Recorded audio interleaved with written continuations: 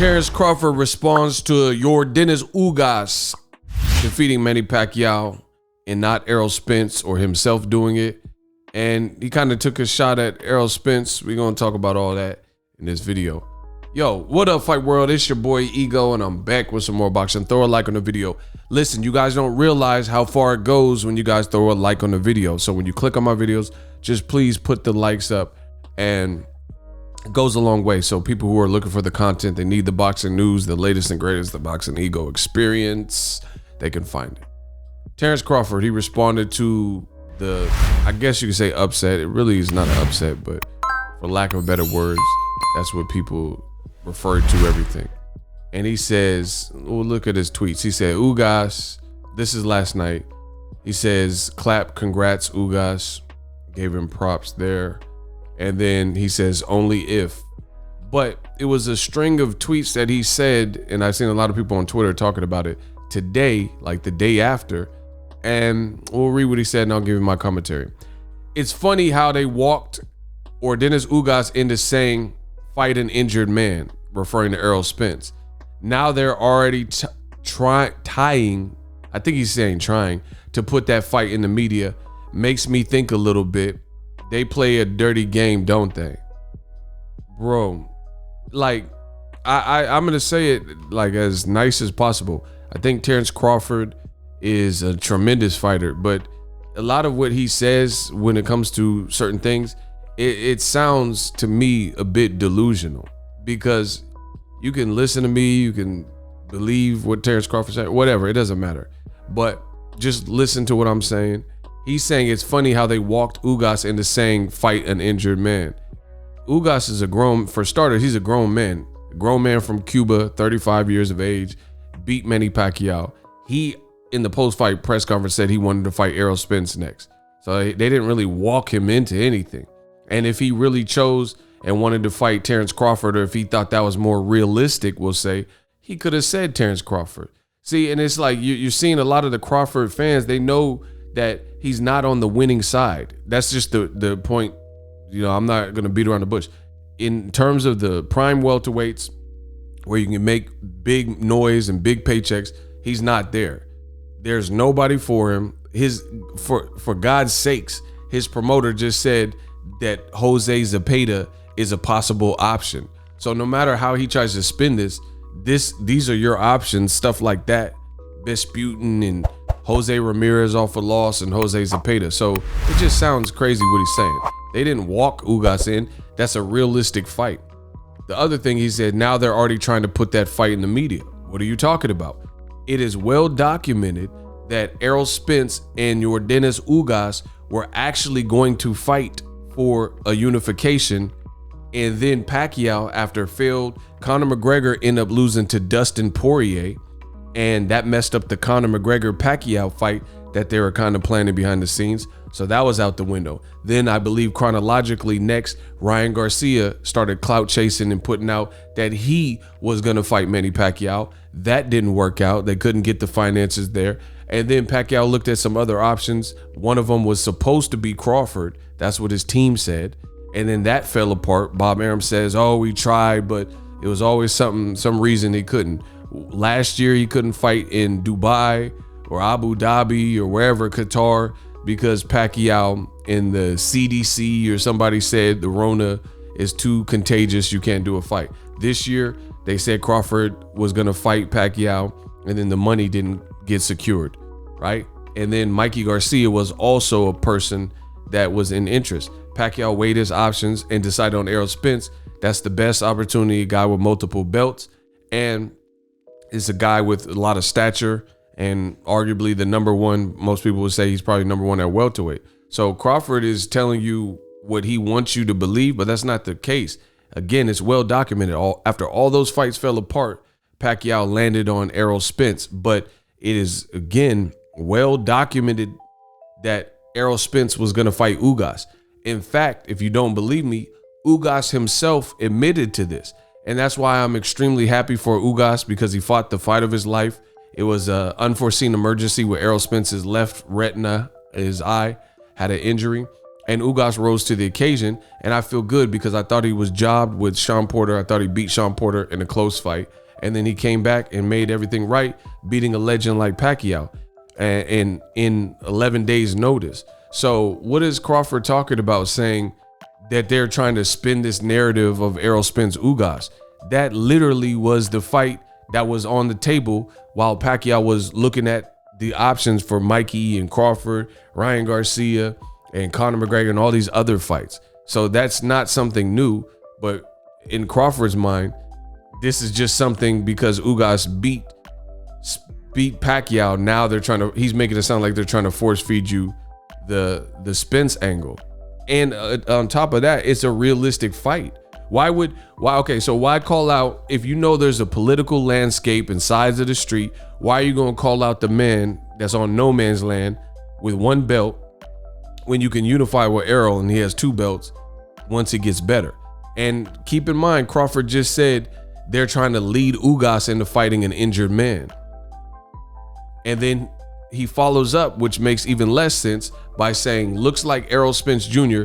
gonna need me after all. So you're criticizing Ugas for, as a grown man, calling out Errol Spence, and you refer to him as an injured man, but then you follow up with a tweet right after and said Errol Spence needs you after all. So you want to fight the injured man because Pacquiao, he might retire after that performance. So it's like, why would Ugas, this is my question to you in the comment section, why would Ugas not want to fight Errol Spence, who has 2 belts and a bigger name, and he's going to make money? And how does it not make sense to fight the guy you were already scheduled to fight before Pacquiao was scheduled to fight Errol and before Ugas stepped in for Errol? This was already the plan. But Crawford realized, he's saying it's a dirty game, and you're on the wrong side. People have been telling you this for a while. So this leads me to believe that Crawford may actually re-sign to Top Rank, and he's setting the table and the placemats and stuff into making people believe that he can't get these fights for any other reason. You know what the deal is. It's like, why is it like pulling teeth to explore your options with another company? Canelo Alvarez makes more money than Terence Crawford. He makes more money than all of us probably watching this video. And he's working with PBC as a free agent. So Terence Crawford could easily interject himself in the conversation in the mix by doing the same thing and celebrating free agency like Mikey Garcia, who's worked with PBC, also did a one-off with DAZN for $7 million. But Terence Crawford has almost like this woe is me attitude, like the world's against him and they're setting up the dirty game. And I seen Crawford fans saying, oh, PBC, they don't have no Terence Crawford on-screen graphic. Listen, in business, it is none of your business to promote anybody else's business. And I know that might offend some people. Good. I'm glad you're offended because that's the reality. If McDonald's has a burger, they're going to promote their new burger, the new golden chicken nuggets. It's not up to them to promote Burger King's burger. So to me, this is a bad look for Terence Crawford. He's randomly, instead of just saying props to Ugas, happy retirement on Pacquiao or whatever, he's using it to go when you could, keep it high, you're choosing to go low. He says, looks like Errol Spence gonna need me after all. I know you really mad about that fight last night because I was crying emoji, but not in a hating way, just in a missed opportunity way. Don't beat yourself up about it. Get well, champ. And he's like, it sounds salty, like he's just trying to be condescending to Errol Spence. He said, I know you're really mad. I mean, why would he be really mad? Of course, Errol Spence probably did want to fight Pacquiao and be the one to beat him, but Pacquiao's been beaten before, right? Ugas is the one that beat him, so he still has that on the table. So I disagree 1000% with Terence Crawford. He's saying that Crawford is saying that Spence it needs him. How? Spence still has options. I don't know what Pacquiao will do, so we'll just say he's undecided, 60-40, so I'm not going to include him, but he could be an option still. I don't know what he's going to do. But even if he's not, even if he says, hey, I've had enough, retire, even if he retires, Errol Spence is going to fight Ugas. That's more than likely what's going to happen. He could fight Keith Thurman. That's a fresh, fun fight. He could rematch Sean Porter, right? He's talked about being stuck at the 147 division. He can move up to 54. Erickson Lubin, Tony Harrison, Castano, who beat him in the amateurs and just looked real good versus Jermell Charlo. He's not going to fight Jermell Charlo as his buddy and stablemate. So I disagree. Errol Spence has way more options than Crawford based on who he's tethered to in the politics and his business decisions. He's saying, oh, you have to be mad at the Pacquiao fight. Yeah, of course, everybody wants to fight Manny Pacquiaos of the world, the Floyds, the Canelos. I get it. But at the end of the day, he still has more options. So this is a bad take for me from Crawford, and it just makes it look like Errol, you're not in Errol Spence's position. It's that simple. Terence Crawford, no matter how great of a fighter he is, he's nowhere near in the position. He doesn't have, unless he moves to PBC, he does not have the same type of options staying with who he's currently with. It's that simple. And just because you know I'm surgical with this, Jake, because I'm super surgical, this is more proof of what I was telling you. See, I don't just talk about it, I be about it. If you don't believe me, we can see about it. This is Ugas. When he found out Errol Spence had the eye injury, he posted this message on August 10th. So he found out he was going to be the one to step in and fight Pacquiao.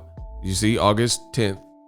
And he explains, this is his passage. So I just want to show you that everything I'm saying is factual.